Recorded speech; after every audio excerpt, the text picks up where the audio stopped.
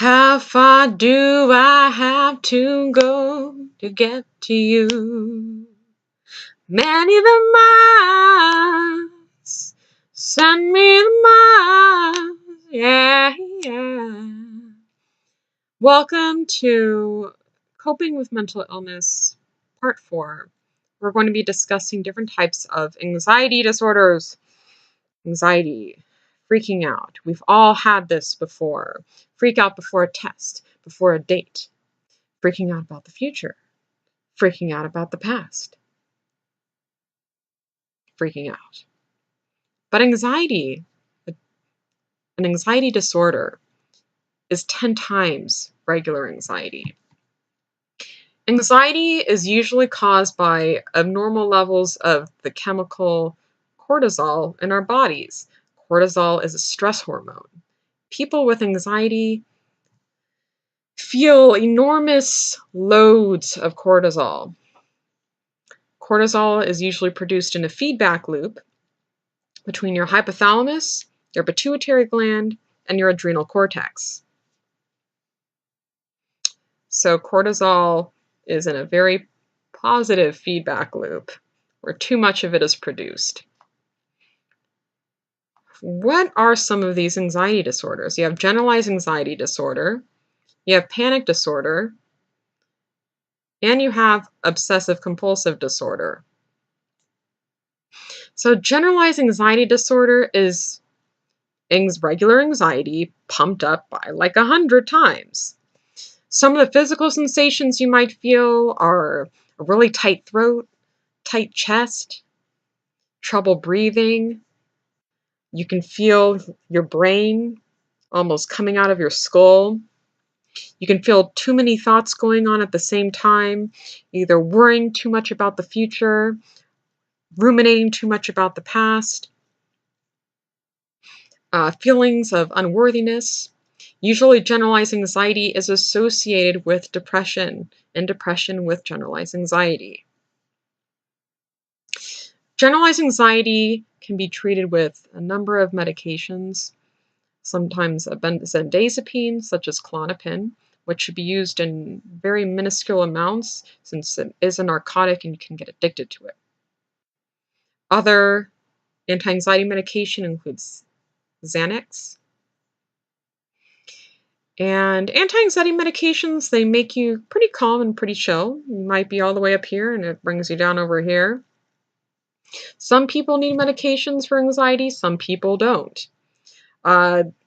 Common therapeutic methods include cognitive behavioral therapy, where you might be getting a worrisome thought and you're able to uh, recognize that it's irrational and replace that irrational thought with a rational thought, such as, I'm never going to be able to get through this test, this physics test. And then look at that thought and say, I've gone through all my other physics tests. I can get through this test. So you use prior evidence to combat that irrational thought. You can also use regular talk therapy to talk about your problems and talk about what's making you anxious. And it's all about reducing those cortisol levels so that you don't feel anxious and you don't think anxiously. You also have panic disorder. Panic disorder is a very extreme form of anxiety. It's usually associated with panic attacks, where if you're triggered by anxiety or even at the most random times, all of a sudden you'll be seized by a panic attack where you'll feel like you're breathing through a straw. You feel like you've ran like 10 miles and your chest is constricting. You feel like you're having a heart attack. Your mind is racing. You feel like you're going crazy. Some people with panic disorder actually have to go to the hospital because they think that there's something wrong. And then they realize it's a panic attack.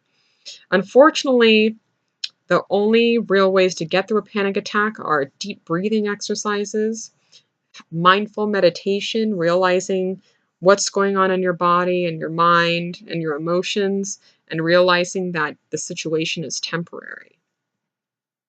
Then you have obsessive compulsive disorder. Many people associate obsessive compulsive disorder with washing or checking things or numbering things over and over again. Yes, those are kinds of obsessive compulsive disorder, but there are many, many more.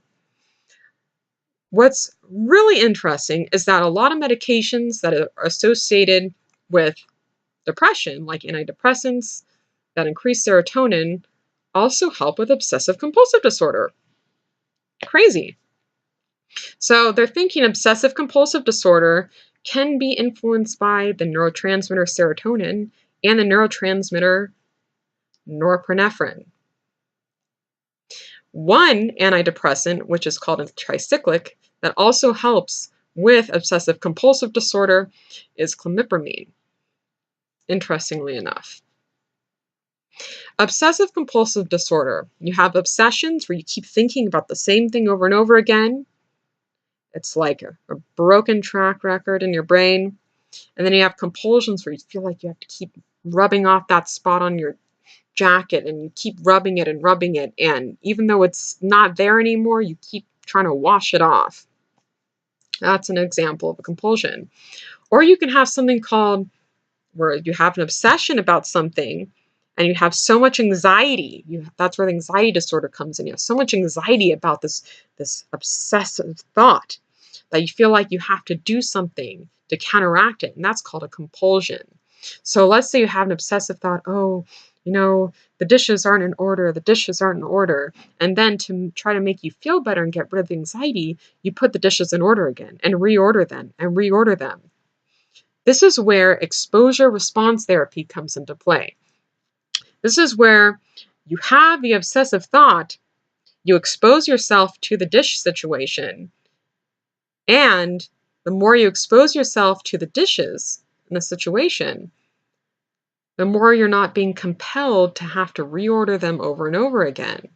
You expose yourself to the situation, and then you eliminate the response, or you change the response. Instead of reordering the dishes, you might spell a word in your head.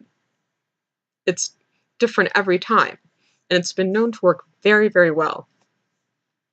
And then you can also use cognitive behavioral therapy to counteract an obsession. You have an obsessive thought that's irrational, try to replace it with a rational thought, or realize that obsession is untrue. So those are some of the anxiety disorders. Please leave a comment below if you have any experiences or examples. And again, I will be attaching links for more information.